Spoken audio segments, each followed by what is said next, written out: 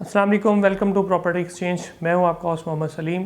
आज की इस वीडियो में मैं आपके साथ डिस्कस करूंगा बैरिया टाउन कराची की जो रीसेंट प्रीवियस जो मेजर लिए गए हैं या जो पिछले जो डिसीजंस थे उसका मार्केट पे डेफिनेटली नेगेटिव इम्पैक्ट पड़ा है। और अभी जो इनकी जो लास्ट अनाउंसमेंट थी रिगार्डिंग पोजेशन और यूटिलिटी, उसकी वजह से बैरिया की मार्केट में बहुत ज़्यादा पैनिक आया। आप लोग जानते हैं कि बैरिया टाउन कराची की मार्केट पहले ही डिस्टर्ब थी। ओवरऑल प्रॉपर्टी पूरे पाकिस्तान में डिस्टर्ब थी। मार्केट रेट बहुत डे बाई डे नीचे आ रहे थे, लेकिन बैरिया ने इन हालात के अंदर पोजेशन और यूटिलिटी को ना सिर्फ अनाउंस किया कि हम बढ़ाएंगे, बल्कि उसको बढ़ाया।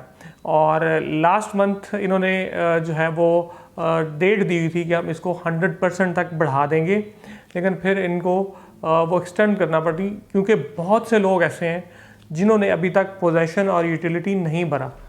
इकॉनमी की सूरत हाल ऐसी है कि लोग अभी तक इस पोजीशन में नहीं है कि लोग अपने फंड्स जो हैं वो अपनी ज़रूरियात से निकाल के प्रॉपर्टी में इन्वेस्ट कर सकें। तो बैरिया की तरफ से ये मुतालबा करना कि आप इसको 100% डबल रेट पे करने के लिए तैयार हो जाएं या इसको अभी जमा करा दें, अदरवाइज़ हम इसको कैंसिल कर देंगे। सबसे पहले मैं आपको ये बताना चाहूँगा कि पोजेशन और यूटिलिटी का कॉन्सेप्ट कैसे आया।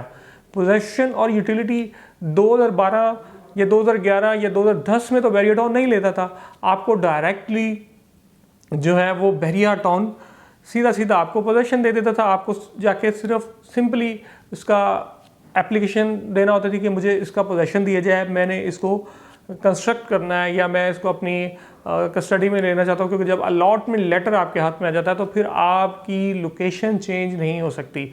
फिर बैरिया बाउंड होता है आपको कि उसी अलॉटमेंट के ऊपर आपको तमीर करने के लिए सहूलियात प्रोवाइड करें। लेकिन उसके बाद होता ये है कि 2014 के अंदर जो है वो फिर लेफ़्ट राइट से आपने देखा कि दूसरी सोसाइटीज़ भी पोजेशन ले रही हैं, यूटिलिटी ले रही हैं। तो इन्होंने 1000 रुपया फॉर्म की पोजेशन जो है वो चार्जेस में डालें, और उसके बाद फिर इन्होंने देखा कि यार लोग इसमें कोई प्रॉब्लम नहीं है और लोग पैसे भरने के लिए तैयार हैं, और लेफ़्ट राइट सोसाइटीज़ भी पोजेशन और यूटिलिटी की मद में पैसे ले रही हैं। हालांकि पहले तो यही था कि आपने जो प्लॉट के पैसे भरे हुए हैं और किसी ने अगर उस वक्त में 5 लाख रुपए का प्लॉट लिया था या 8 लाख रुपए का प्लॉट लिया था, इसके अंदर उसकी cost of land, development charges, possession, utility, सारी चीज़ें जो हैं वो सारी शामिल हुआ करती थी। लेकिन बाद में सोसाइटीज़ ने ये देखा कि एक्स्ट्रा पैसा कैसे कमाया जाए, और एक्स्ट्रा पैसा कमाने के लिए इन्होंने पोजेशन और यूटिलिटी की मद में अलहदा से पैसे डालना शुरू कर दिए। बैरिया ने भी इस रोश को अपनाया और पोजेशन और यूटिलिटी की मद में जो है वो अमाउंट्स अनाउंस कर दी। वो किसी हद तक चले हम इसको कह सकते हैं कि चले नॉमिनल प्राइसेस थी और जस्टिफाइड भी थी, मार्केट भी उस वक्त रनिंग में चल रही थी, तो लोगों को फील नहीं होता था। राइट नो जो सूरत हाल है इस वक्त की सिचुएशन के हिसाब से, आप पोजेशन यूटिलिटी अपनी फोर्स के साथ डिमांड करें और उनको कहें कि हर सूरत में जमा करवाएं, ये एक सख्त ज़्यादती है।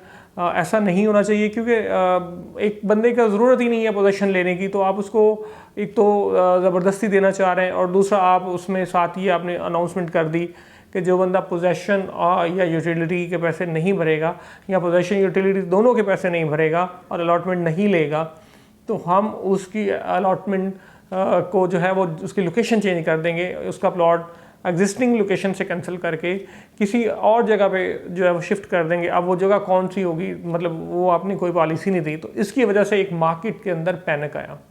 अब पैनिक वो इतना शदीद है कि लोग मतलब इस डर की वजह से कि कहीं बैरिया कैंसिल कर देगा तो हम क्यों ख्वार हो जाएंगे। हालांकि प्लॉट कैंसिल नहीं होगा या आपकी मतलब वो मेंबरशिप या उसकी ऑनरशिप कैंसिल नहीं होगी। सिर्फ वो ये कह रहे हैं कि हम आपका प्लॉट, ये वाला प्लॉट कैंसिल करके किसी और जगह पे जो है वो जाके इसको शिफ्ट कर देंगे जहाँ पे अभी पोजेशन रेडी नहीं है। तो ताकि अब आपको अगर पोजेशन नहीं चाहिए तो आप बाद में जब चीज़ें रेडी होंगी तो आप तब जाके पोजेशन ले लीजिएगा। इसका नुकसान सबसे ज़्यादा ये है कि मार्केट में ऑलरेडी मंदी है, लोग और भी ज़्यादा परेशान होकर इसको बेचना चाह रहे हैं, अपनी प्रॉपर्टीज़ को, ख़ास तौर पे प्लॉट्स को।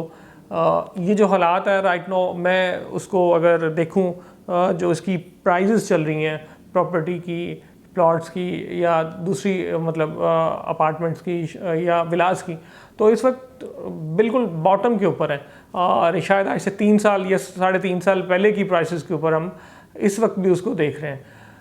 जबकि मैं बात करता हूँ इन्फ्लेशन की, तो इन्फ्लेशन इतनी ज़्यादा बढ़ चुकी हुई है कि जो चीज़ पहले 100 रुपये की थी अभी वो 200, 250 या 300 रुपये के अंदर आपको मिलती है। लेकिन प्लॉट्स की कीमत इस वक्त गिर चुकी है। उसकी जो मेन वजूहत हैं, एक तो आपका फॉरेन इन्वेस्टमेंट का ना होना और लोकल इन्वेस्टर का हाथ खींच लेना, और दूसरी बात इसकी कि बैरियरटॉन की जो गैर मुनसफाना पॉलिसीज़ हैं जिसकी वजह से लोग पैनिक होकर अपनी प्रॉपर्टीज़ बेचना चाह रहे हैं।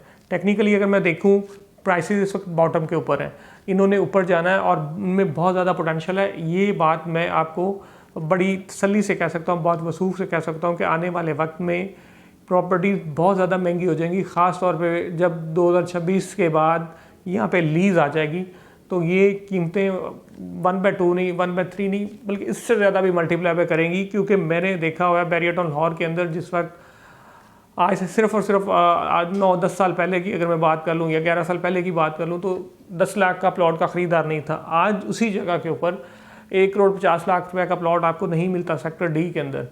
तो आप बैरियरटॉन के अंदर अगर आपने इन्वेस्टमेंट की हुई है तो आप अभी पैनिक नहीं हो, अपनी प्रॉपर्टी को नहीं बेचें। इंशाल्लाह अच्छे वक्त में जाके आपको ये अच्छा रिटर्न देगी। बाकी पोजेशन यूटिलिटीज़ अगर आप भर सकते हैं तो आपको लाजमी भर लेने चाहिए, और उसमें मुख्तलिफ जो है वो मतलब आपके पास JVs के हवाले से भी आपके पास अभी फैसिलिटी है और इस फैसिलिटी से आप बेनिफिट ले सकते हैं।